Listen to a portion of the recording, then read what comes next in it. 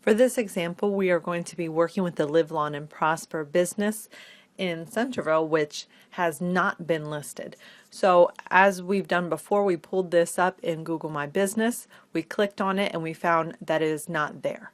So it's asking me if I've correctly entered the name and the address, then it's telling me I can go ahead and enter the full business details in order to have it listed. So I want to click there, and here's where I can go ahead and enter all the information. So I'm just going to take a real quick break here. I'm going to enter all this information so you don't have to watch me fill it out. Okay, I've gone ahead and entered all the business information. One thing that is very important is that you take note of how you are entering your information. For instance, I'm spelling out the word and not putting the symbol for it in the name.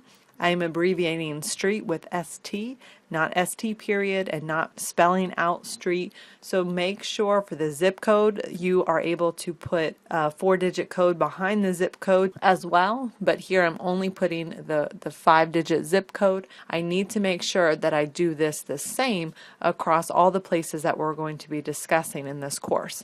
I'm choosing lawn care service as the category. We can add some more in later.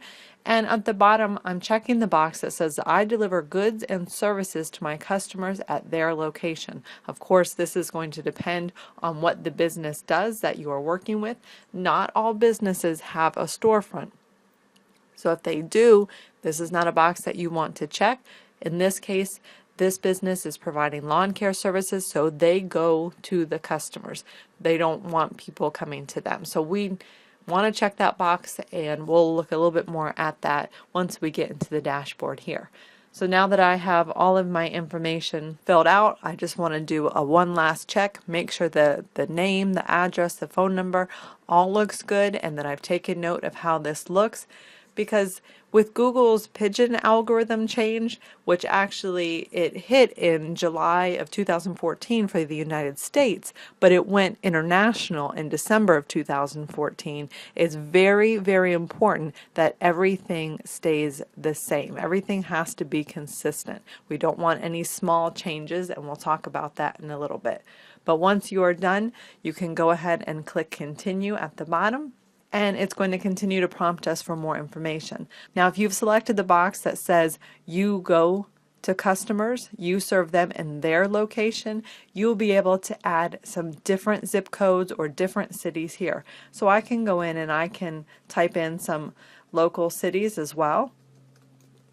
And I can always go back and add this. So I'm just going to add in a couple local ones that I know this particular business is going to be serving.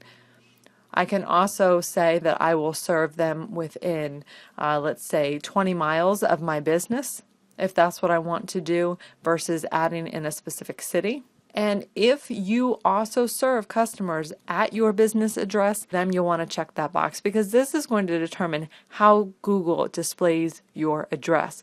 If you're not serving customers at your location, they don't want to put your address there. Now, as you'll notice, we are back on the screen where if your business was already listed, you have to confirm that you can receive mail at this location.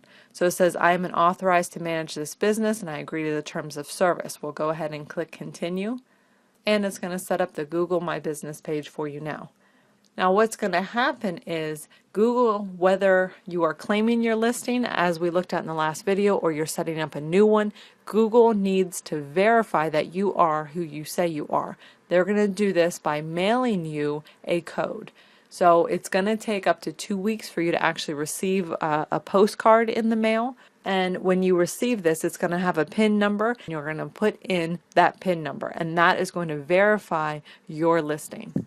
And verifying your listing is going to be very important for ranking, so make sure that that happens. So make sure that you're setting this up with an address where you or your customer can receive mail, and do not use a P.O. box. That's something I didn't mention already. You need to use a physical address. Google knows that people just set up P.O. boxes because they're trying to rank in certain locations. Even if they're not there, they don't accept those. You're not going to rank with a P.O. box. So forget about that idea. Use a physical street address. Alright, so we'll continue and we'll verify that later. Now the good news is that although it can take up to 2 weeks for your postcard to arrive in the mail, you can continue optimizing your page in the meantime, getting it set up and doing the other steps that we're going to talk about in this course. So once your page has been verified, you'll be up and running and ready to go.